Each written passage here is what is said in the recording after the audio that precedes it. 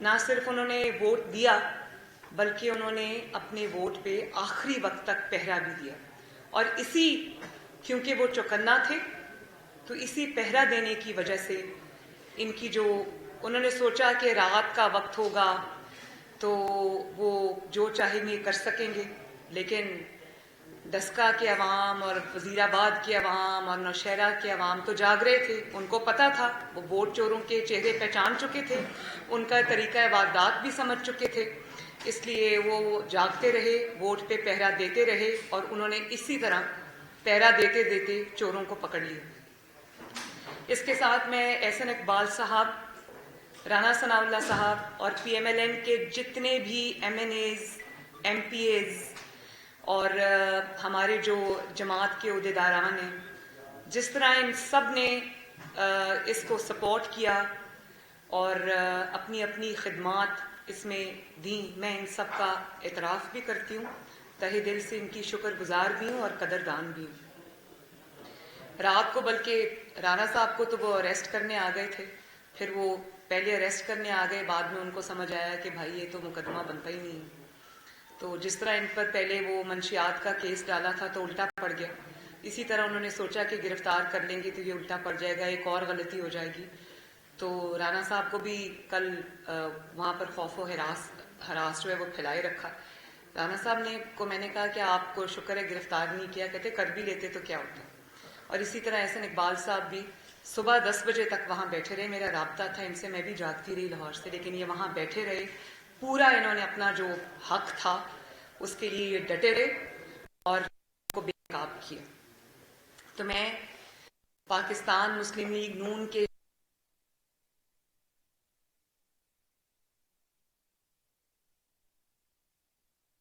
गहराइयों से शुक्रिया भी अदा करती हूँ और उनको मुबारकबाद भी देती हूँ इस अजीम शान फतह के ऊपर, जिसमें इन्होंने, जिस तरह वो कहते हैं ना कि मगरमच्छ के जॉज से, अल्हम्दुलिल्लाह ये मगरमच्छ के जॉज से अपनी फतह को और अपनी 3 सीटों को खींच के लाए हैं माशाल्लाह, तो शाबाश।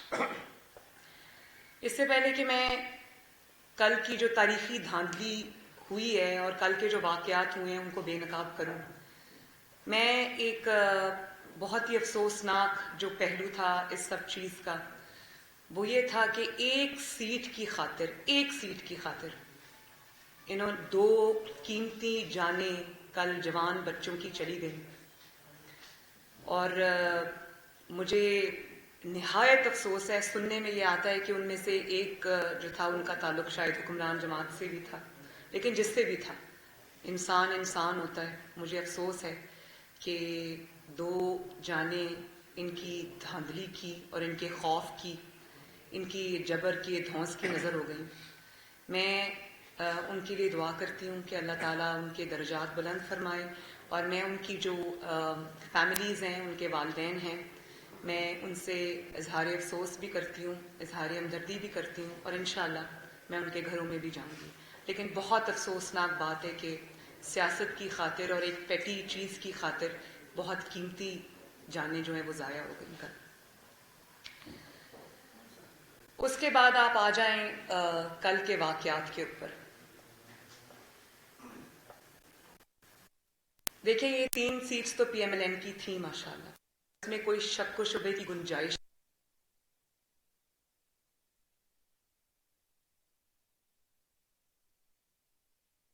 PMLN लीड कर रही थी और बहुत बड़ी परसेंटेज से लीड कर रही थी, स्पेशली डस्का में और वजीराबाद में। तो ऑब्वियसली जहां आपका अपोनेंट स्ट्रांग होता है, जहां आपका जो सियासी मुखालिफ है वो स्ट्रांग होता है, उससे ज़्यादा इल्म जो है वो मुखालिफिन को होता है। तो हमसे ज़्यादा, क्योंकि उनके पास रियासती इदारे भी हैं, उन्होंने सर्वे भी कराए, उन्होंने सब कुछ किया, उनको पता चल गया कि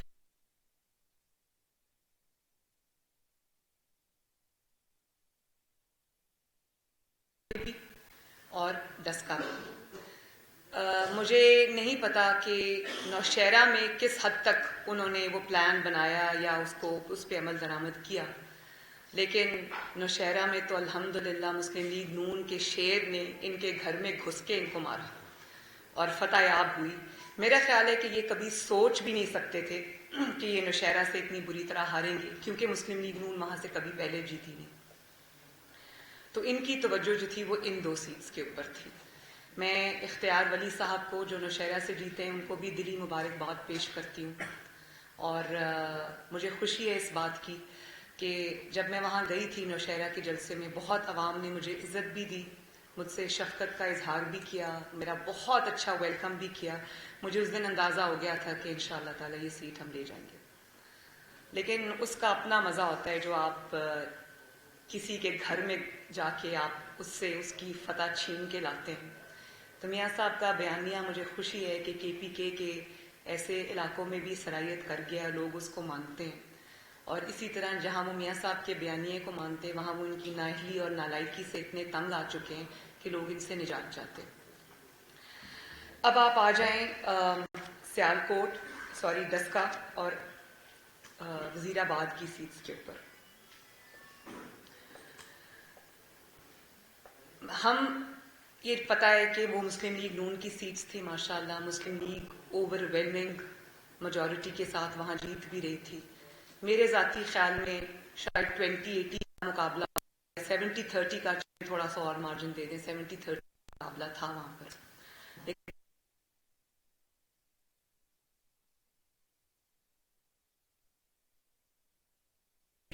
इनको पता था कि देखिए पंजाब से या कहीं से मुस्लिम लीग नून जीतती है ना, तो इनके लिए वो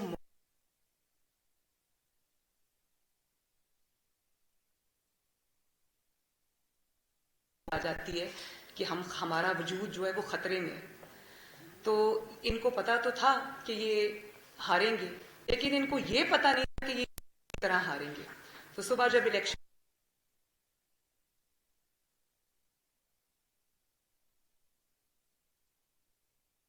वो आप लोग मुझसे बेहतर जानते हैं क्योंकि आप ग्राउंड पे रिपोर्टिंग भी करते हैं, और मैं आपको भी शाबाश देना चाहती हूँ, मीडिया के लोगों को भी अप्रिशिएट करना चाहती हूँ कि आपने बरसती गोलियों में रिपोर्टिंग की और जान को हथेली पे रखकर रिपोर्टिंग की। तो आप लोग जब फील्ड में थे तो आपने भी देखा कि आपने बरसती गोलियों में रिपोर्टिंग की और जान को हथेली पे रखकर रिपोर्टिंग की। तो आप लोग जब फील्ड में थे तो आपने भी देखा होगा कि मुस्लिम लीग नून के कैंप्स में क्या था और इनके कैंप्स में क्या था। और जिस तरह के माहौल में मुस्लिम लीग नून का वर्कर वोटर निकला और इतनी बड़ी तादाद में निकला, तो इनके तो हाथ पांव फूल गए। इन्होंने क्या किया, इन्होंने सोचा कि फायरिंग करो, एक खौफ का माहौल क्रिएट करो, और ताकि इनका वोटर जो है या तो वो डर के बाहर ना निकले, या जो निकला हुआ है वो हरास होके और वो डर के अपने अपने जगहों पे वापस चला जाए। तो खुलेआम कल इन्होंने खुलेआम के साथ खड़ा हुआ। इसके जो वहाँ पर इनका जो कैंडिडेट था, उस कैंडिडेट के लोगों ने फायरिंग की, उसके भांजे भतीजों ने फायरिंग की।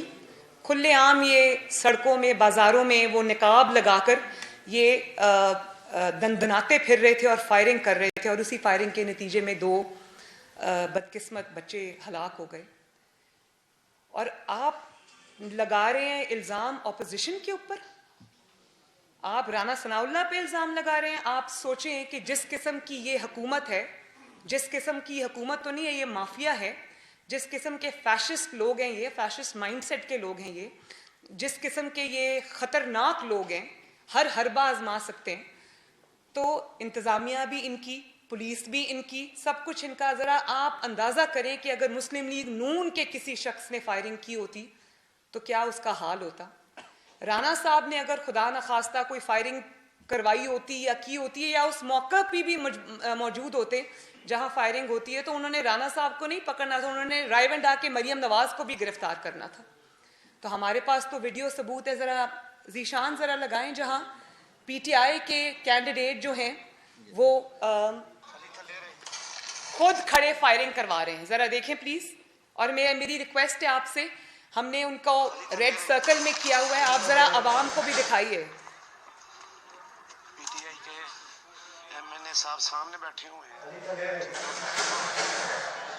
ये मल्ली साहब पास बैठे हैं, MNA साहब सामने बैठे हुए हैं, ठीक है, फायरिंग हो रही है। ये मोदी साहब पास रखिए। अब बताएं। बदमाशी कर रही है, ठीक है? बदमाशी हो रही है। अभी खोल वगैरह उठा दें।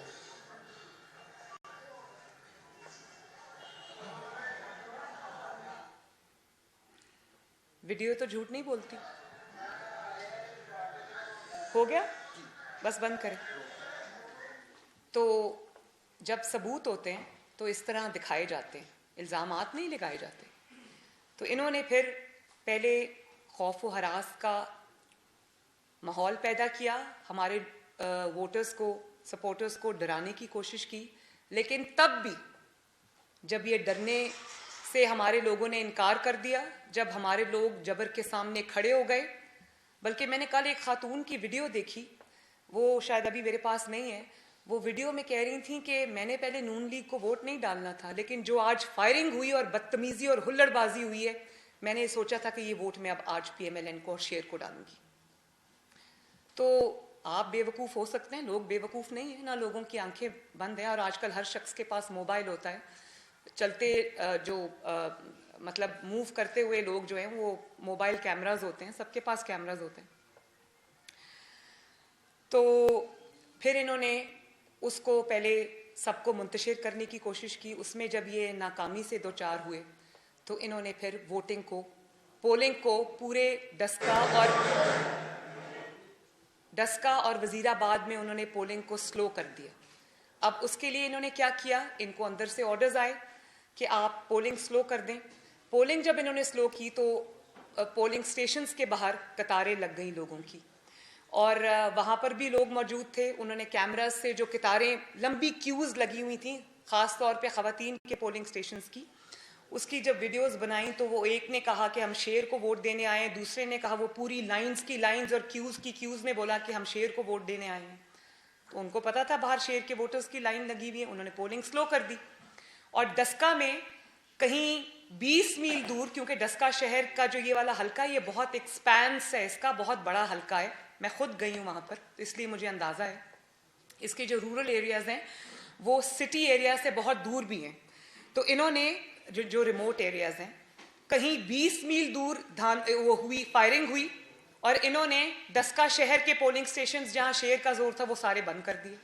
कभी सुना कि 4-5 घंटे कहीं पोलिंग स्टेशंस बंद रहे हैं, और दरवाजे इन्होंने बंद कर दिए, और इनके अपने वजीर मशीर अंदर बैठे हुए थे पोलिंग स्टेशंस पे। ये क्या कर रहे थे बंद पोलिंग स्टेशंस के अंदर?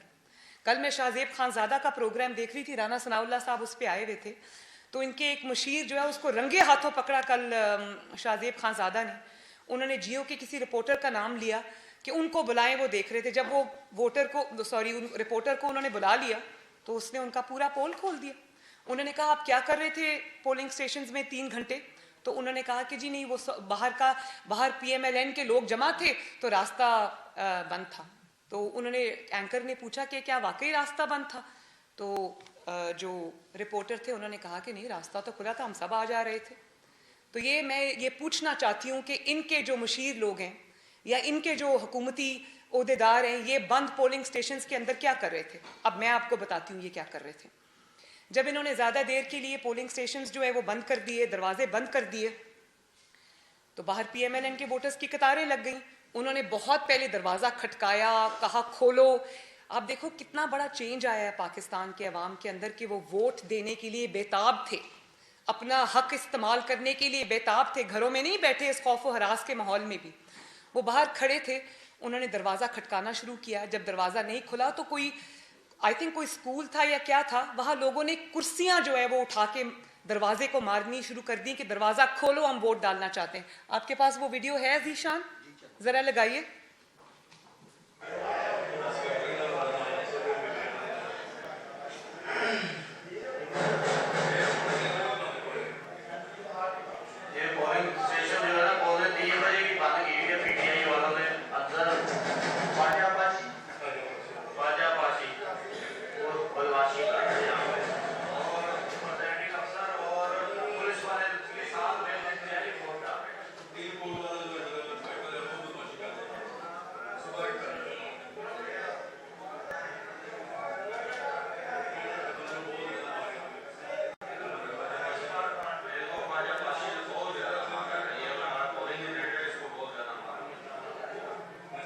बस बंद कर दें। वो है जिस पे लोग कुर्सी से मार के खोलने की कोशिश कर रहे हैं दरवाज़ा, वो है। मैंने खुद देखा वीडियो के अंदर कि शेर के ही लोग थे बाहर, सारे वोटर्स, और बेतहाशा थे, सैकड़ों में थे। उन्होंने जब देखा कि पोलिंग का टाइम ख़त्म हो रहा है तो उन्होंने फिर दरवाजे बजाने और तोड़ने शुरू कर दिए कि वो दरवाज़ा खोलो, हम वोट देना चाहते हैं। ये किया इन्होंने। और वो है आपके पास जहाँ पोलिंग स्टेशन के बाहर पूरी कतारें लगी हुई हैं ख़वातीन की, और वो है। तो उसके बाद फिर इन्होंने जब देखा कि तब भी बात नहीं बनी, शेर तब भी जीत रहा था, तो इन्होंने फिर थैले उठा के भागने की कोशिश की। PMLN विजिलेंट थी माशाल्लाह, अवाम विजिलेंट थे, 2018 के डसे हुए थे, 2018 के धोखा खाए हुए थे। तो इस दफ़ा अवाम की आंखें खुली हुई थी, उन्होंने आंखें खुली रखी और पूरा पहरा दिया। तो वो जो इनका प्रिजाइडिंग ऑफिसर थैला उठा के भाग रहा था, ये अब मैं वज़ीराबाद की आपको बता रही हूँ, हमारे कारकुनों ने, हमारे MPA ने और अता तारर साहब ने उनको रंगे हाथों पकड़ा। वो एक भरा हुआ वोट से जो थैला था वाइट कलर का, वो लेके फरार हो रहे थे और पुलिस की गाड़ी में कहीं भागने की कोशिश कर रहे थे। तो इन्होंने उसको पकड़ लिया और रेंजर्स की मौजूदगी में पकड़ा। ये भी मैं आपको बताऊं कि वीडियोस में, जरा दिखाएंगे प्लीज वो वीडियो आप।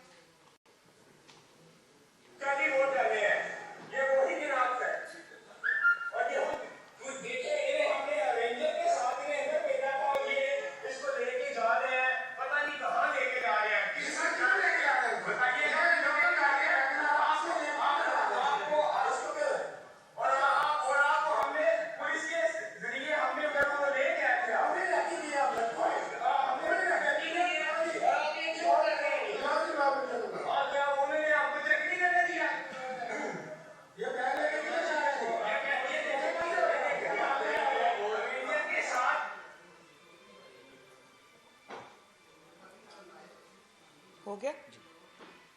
अब आप ये देखें कि वो बेचारा बस अपना मुंह नहीं छुपा सक रहा, वो किसी से नजरें भी नहीं मिला रहा, पूरे का पूरा थैला उठा के वो उसने पोलिंग स्टेशन से दौड़ लगा दी।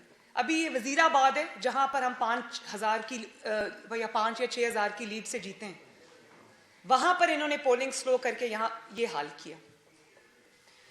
पकड़े गए, रेंजर्स की मौजूदगी में पकड़े गए। इसी तरह इनके सरकारी अफसरान बंद पोलिंग स्टेशंस पे ठप्पे लगा रहे थे, वहां से भी पकड़े गए। रेंजर्स की गाड़ी में उनको बिठा के तो ले गई, वरना अवाम इन पे टूट पड़ती तो बहुत बुरा हाल होता इनका। और ये चोरी करने के बावजूद, थैले उठाने के बावजूद, थैले उठा के भागने के बावजूद, वोट के बैग्स फुल उठा के भागने के बावजूद भी जब ये हार रहे थे तो इन्होंने इलेक्शन कमीशन का अमला ही उठा लिया। हमने सुना है और देखा भी है, 2018 में भी पूरी दुनिया ने देखा कैसे वोट चोरी हुए, वोट के डब्बे चोरी हुए, वोट के जिनको बैलेट बॉक्सेस कहते हैं, बक्से कहते हैं, वो चोरी हुए। कभी किसी ने सुना कि इलेक्शन कमीशन का पूरा अमला ही चोरी हो गया? मतलब उधर 361 पोलिंग स्टेशंस हैं डस्का के अंदर, 337 का रिजल्ट आ गया और उसमें हम जीत रहे थे। अब हम इंतजार कर रहे हैं कि भाई 337 के बाद रिजल्ट क्यों रुक गया। हमें पता चला, क्योंकि हम जाग रहे थे, हमें पता चला, हमारे लोग वहां मौजूद है, वो भागे जब RO ऑफिस, तो हमें पता चला कि वहीं पर RO ऑफिस में बताया गया कि जी वो कोई 20-22 प्रिजाइडिंग ऑफिसर्स हैं, वो गायब कर दिए गए हैं। उनसे राब्ते की कोशिश की जा रही है लेकिन राब्ता हो नहीं पा रहा। और कई मीडिया चैनल्स ने जो आप फेवरेट हैं गवर्नमेंट के, उन्होंने चलाया कि धुंध की वजह से पहुंच नहीं पा रहे। तो बाकी 337 सारे धुंध में भी पहुंच गए। जो आसपास के एरियाज के थे वो 20-22 वो नहीं पहुंच सके। दूर दराज एरियाज की धुंध के बावजूद भी, धुंध थी कि अंधाधुंध थी समझ नहीं आ रही थी, और धुंध में भी उनको मेरे ख्याल है नवाज शरीफ नजर आ रहा था, सब नजर आ रहा था। तो उन्होंने इलेक्शन कमीशन का, प्रिजाइडिंग ऑफिसर्स का 20-22 अफराद को ही गायब कर दिया उठा के। और अभी तक कोई नहीं जानता कि 14 घंटे ये ऑफिसर्स कहाँ रहे हैं इलेक्शन कमीशन के, इनको किसने रखा है, किस कानून के तहत रखा है, इनसे क्या करवाया है। और जब इलेक्शन कमीशन खुद, क्योंकि हम इन टच थे इलेक्शन कमीशन के साथ, उन्होंने इनको बारहा पूरी रात वो इनको फ़ोन करते रहे। इनमें से टोटल ऑफिसर्स कितने थे, 20 या 22 राना साहब?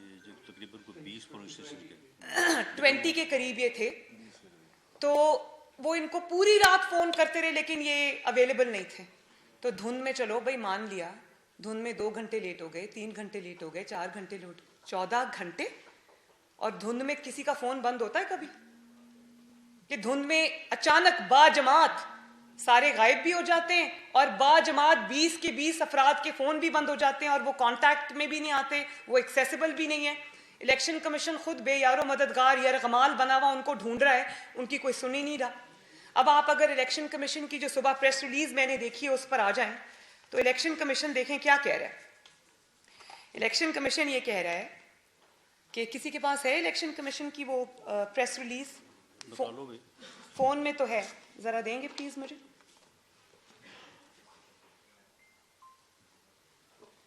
मैं जरा थोड़ा सा पढ़ के भी सुना दूं। वैसे खुशगवार हैरत हुई है मुझे कि इलेक्शन कमीशन ने स्टैंड लिया। जिस तरह सिंध में इन्होंने दरवाज़ा तोड़ के मेरे कमरे तक पहुंचने की कोशिश की थी, और सिंध हुकूमत और सिंध के पुलिस को बाईपास किया था और आईजी अगवा कर लिया था, तो वहाँ की पुलिस ने स्टैंड लिया था। मुझे खुशी है कि ईसीपी ने अपना आईनी और कानूनी ड्यूटी अपनी, इधर से मुझे लग रहा है कि इंशाअल्लाह ताला ये करेंगे। और ये क्या फरमा रहे हैं, इलेक्शन कमीशन ऑफ पाकिस्तान की प्रेस रिलीज़ है कि मैं सारी नहीं पढ़ी, लेकिन हल्का NA 75 सियालकोट गैर ज़रूरी ताख़ीर के साथ नताइज मौसूल हुए। इस बार मुतअद्दिद बार इस दौरान मुतअद्दिद बार प्रेजाइडिंग ऑफिसर्स के साथ रब्ता करने की कोशिश की, मगर नाकामी हुई। इलेक्शन कमीशन ऑफ पाकिस्तान के अपने ऑफिसर्स हैं, उन्हीं से वो रब्ता करने की कोशिश करी है, लेकिन इलेक्शन कमीशन को भी नहीं पता कि उसके ऑफिसर्स किसने अगवा किए हैं, कहाँ रखे हैं, क्यों रखे हैं, और वो क्या कर रहे हैं, किसके साथ है, किस कानून के तहत रखे हैं, इलेक्शन कमीशन भी नहीं जानता।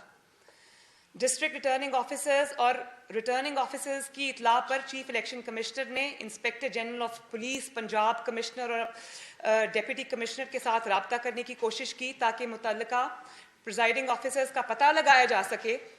अब वो बेचारे मिसिंग पर्सनस हो गए, तो वो पता लगा रहे हैं, मगर कोई रिस्पांस ना मिला। चीफ सेक्रेटरी साहब से एक दफ़ा रब्ता रात को तकरीबन 3 बजे मुमकिन हुआ। उन्होंने गुमशुदा ऑफिसर्स और पोलिंग बैग्स को ट्रेस करके रिजल्ट्स की फराहमी की यकीन दहानी कराई, मगर फिर उन्होंने अपने आप को अनअवेलेबल कर लिया। यहाँ मतलब ये कि उनको भी कहा गया कि आप भी गुमशुदा हो जाएं, और आपको भी अपने आप को अवेलेबल करने की कोई ज़रूरत नहीं है। काफ़ी तगोदो के बाद तकरीबन सुबह 6 बजे प्रिजाइडिंग ऑफिसर्स बमा पोलिंग बैग्स हाजिर हुए। ये भी ज़रा दिखाएंगे। सुबह हमारी जो कैंडिडेट हैं नौशीन इफ्तिखार, उन्होंने पकड़ा इनको।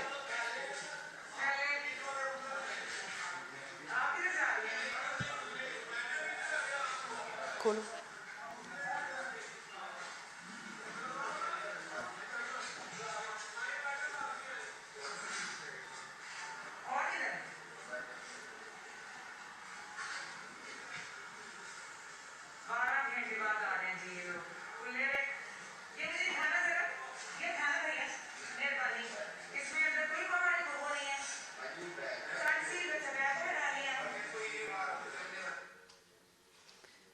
ये आप देख सकते हैं कि 12-14 घंटे बाद ये तशरीफ़ लेकर आए, सारे का सारा अमला जो बाजमात गायब हो गया था। हमारी कैंडिडेट वहीं खड़ी थी, क्योंकि उनको पता था कि क्या हो रहा है, वो वहीं खड़ी थी।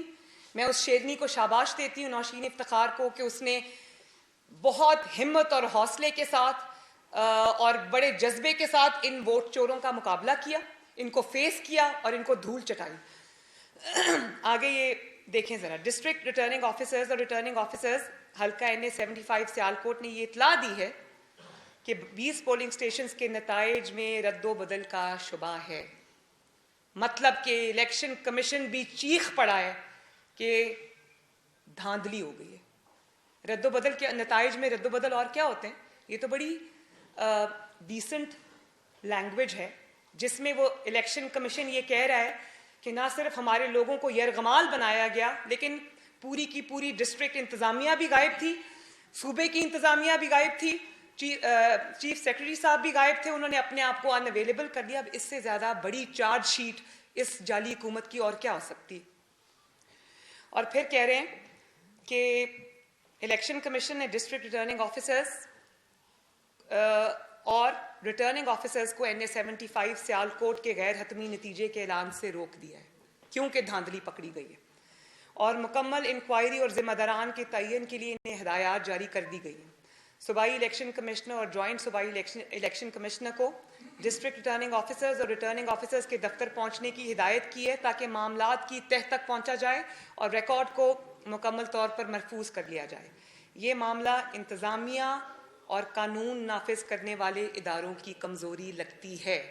ये है इलेक्शन कमीशन ऑफ पाकिस्तान की प्रेस रिलीज। तो मैं ये पूछना चाहती हूँ कि पंजाब फायरिंग हुई, पोलिंग स्लो हुई, लोग शहीद हो गए और थैले चोरी हो गए। आपको इलेक्शन कमीशन ढूंढ रहा था, पंजाब गवर्नमेंट किधर थी? ये चीफ मिनिस्टर किधर थे? चीफ सेक्रेटरी किधर थे? पुलिस किधर थी? IG साहब किधर थे? इंतजामिया किधर थी? हम तो ये पूछने में हक बजाने में ना, या वो अपने फोन, उनको ऑर्डर आया था कि चुप कर जाओ, ये हो गया, अब अपने अपने फोन बंद करो और सो जाओ, और किसी को अवेलेबल ना होना। ये जो ECP की प्रेस रिलीज है, ये बहुत बड़ी चार्जशीट है इस जाली हुकूमत के खिलाफ और कल चलने वाली धांधली के खिलाफ। और फिर अब ये भी देखें, मजे की बात मैं आपको बताऊं कि जो 361 टोटल पोलिंग स्टेशंस में डस्का में जो 337 का रिजल्ट आया, उसमें पोलिंग की शरह जो है, या बाकी भी पूरे बाई इलेक्शंस में पोलिंग की शरह जो है वो 30 से 35% तक है, 30 से 35% तक है। अब ये जो अचानक सलाई मखलूक या खलाई मखलूक, मुझे नहीं पता कहाँ से ये सुबह सुबह लैंड किए 14 घंटे के बाद, और इन 20 पोलिंग स्टेशंस का जो कास्टिंग वोट कास्टिंग की रेशो है या जो टर्न आउट है, वो बाकी सब जगहों पे 30 से 35% है, जो कि बाई इलेक्शन के मुताबिक है, ऐसे ही होता है। इन 20 पोलिंग स्टेशंस पे अचानक वो 30 से 35 को ऐसे जो वो रॉकेट की तरह ऊपर जाता है और वो 85 to 90% हो जाती है। उन 20 पोलिंग स्टेशंस के जिनका अमला गायब हुआ था, उन पूरे 337 जो पोलिंग स्टेशंस हैं, उनका पोलिंग की रेशो है 30 से 35%। और अचानक ये गायब शुदा जो अफसरान हैं, इनके पोलिंग स्टेशंस की जो कास्टिंग है वो किधर चली जाती है? 90% के ऊपर, 85% के ऊपर। तो ये तो 14 घंटे में 85-90 पे चली गई। अगर 15-16 घंटे रहते तो 100-200% पे भी चली जाती, क्योंकि अता तारर साहब ने तो RO के ऑफिस में बैठकर इनकी वो धांधली, वजीराबाद में क्योंकि जीत गए ना हम, तो वहां पर जीते तो डस्का में भी हैं, ऐलान होना इंशाल्लाह बाकी है, लेकिन अता तारर साहब ने तो इनके वहां बैठकर वजीराबाद में भी इनकी धांधली पकड़ी है, जहां पोलिंग, जहां वोट पूरा कास्ट 600 हुआ था, वहां पर 900 वोट निकल रहा है। अभी मैं PMLN और PTI के दरमियान जो, या बाकी जमातों के दरमियान जो वोट की डिवीजन है उसकी बात नहीं कर रही, मैं टोटल कास्ट हुए वोट की बात कर रही हूँ। 600 वोट पोल होता है और काउंटिंग में 900 वोट निकलता है। अब आपको पता चला है कि 3-3, 4-4 घंटे इन्होंने पोलिंग स्टेशंस के दरवाजे क्यों बंद रखे, और पोलिंग स्टेशंस के न सिर्फ दरवाजे बंद रखे बल्कि इनके मुशीर और अंदर बैठ के ठप्पे लगा रहे थे, और इनको लगा कि एक पेज करते करते हमें कोई नहीं पकड़ सकता। हमने ऐसी खौफ हरास की, दहशत गर्दी की फ़ज़ा बना दी है कि हमें कोई नहीं पकड़ सकता। लेकिन ये भूल गए कि चोरों का भी आखिर एक यौमे हिसाब आता है। और मुझे बहुत खुशी है इस बात की कि पाकिस्तान की आवाम ने वोट चोरों के चेहरे पहचान लिए। 2018 में कल जो डस्का में हुआ, कल जो वजीराबाद में हुआ, उसको अगर आप नेशनल सीन पे कर लें तो वो उसका रिप्ले है। इन्होंने हर हलके में 2018 में भी इसी तरह पाकिस्तान मुस्लिम लीग नून का वोट छीना था। लेकिन हर दफ़ा आप अब बेवकूफ़ नहीं बना सकते। अब मुझे इस बात की बहुत खुशी है कि हम तीनों सीटें जीते, लेकिन मुझे इस बात की ज़्यादा खुशी है कि ये बुरी तरह एक्सपोज हुए।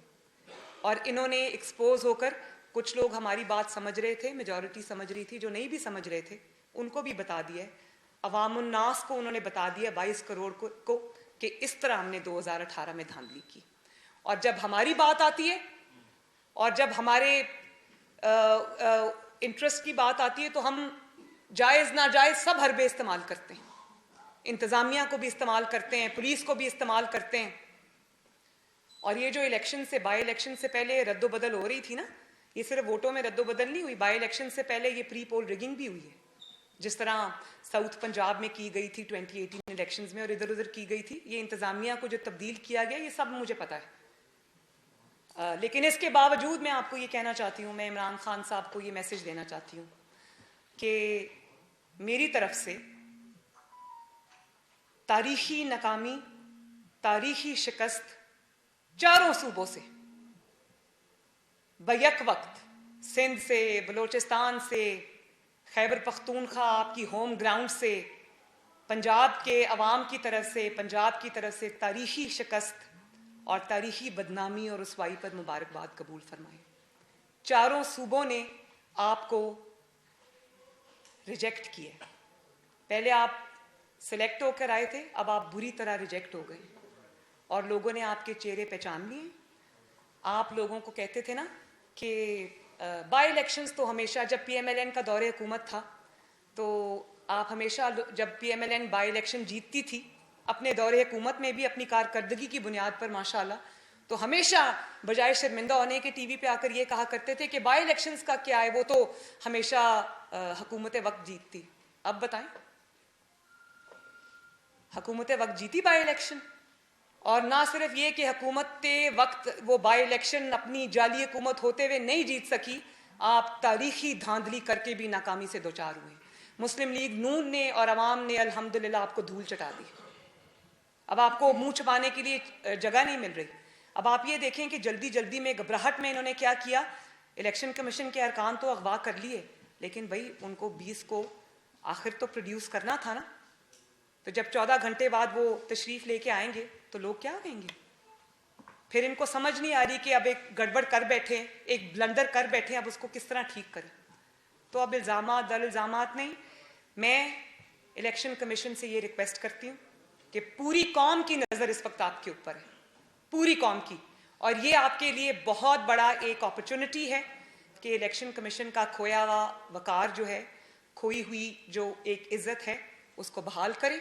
पूरी कौम की नज़रें आप पर हैं, और ना सिर्फ ये कि आपको इस वोट चोरी का हिसाब लेना है, अपने अरकान को यरगमाल बनाकर, ECP को यरगमाल बनाकर उनके अगवा का हिसाब लेना है, बल्कि आपको उन लोगों से भी हिसाब लेना है जो पंजाब की इंतज़ामिया में इस धांधली में और इस तारीखी जो इन्होंने मंसूबा बनाया था उसमें शामिल थे। चीफ सेक्रेटरी से लेकर चीफ मिनिस्टर पंजाब, वो पुलिस के ऑफिसर्स जिन्होंने अपनी आईनी और कानूनी ड्यूटी के ऊपर एक नालायक और नाअहल और जाली वजीर आजम की नौकरी करने पर को तरजीह दी और लोगों के वोट को पांव तले रोंदा। मैं इलेक्शन कमीशन से ये दरख्वास्त करती हूँ कि उन सब पुलिस ऑफिसर्स के खिलाफ जो इसमें घिनौने खेल में कल के उसमें मुलविस हैं, वो इंतज़ामिया के अरकान जो इस घिनौने खेल के अंदर मुलविस हैं, वो हुकूमती अरकान जो इस घिनौने खेल के अंदर और धांधली के अंदर मुलविस हैं, उनके खिलाफ जो है वो स्ट्रिक्ट एक्शन लें। और जस्टिस जो है ना वो सिर्फ होना नहीं चाहिए, होते हुए नज़र भी आना चाहिए। और इस जो ये नाअहल और जाली हुकूमत का पंजाब के जो सरबराइन वज़ीर आला पंजाब, इनको इनके खिलाफ भी FIR कटनी चाहिए। इमरान खान के खिलाफ भी FIR वोट के ऊपर डाका डालने के लिए कटनी चाहिए। और वो 2 अफराद के जो कत्ल हुए हैं, जो शहीद हुए हैं बच्चे, उनको शहीद करने के खिलाफ इनके ऊपर भी FIR कटनी चाहिए। एक बार फिर मैं इमरान खान साहब को इस तारीखी नाकामी और शर्मिंदगी पे मुबारकबाद देती हूँ, और खुलकर सामने आने पर, कोई शक व शुबा ना छोड़ने पर कि धांधली किस चीज़ का नाम है, माफिया किसको कहते हैं, सिसिलियन माफिया किसको कहते हैं, डॉन किसको कहते हैं, ये अवाम को समझा देने पर मैं उनका तहे दिल से शुक्रिया अदा करती हूँ।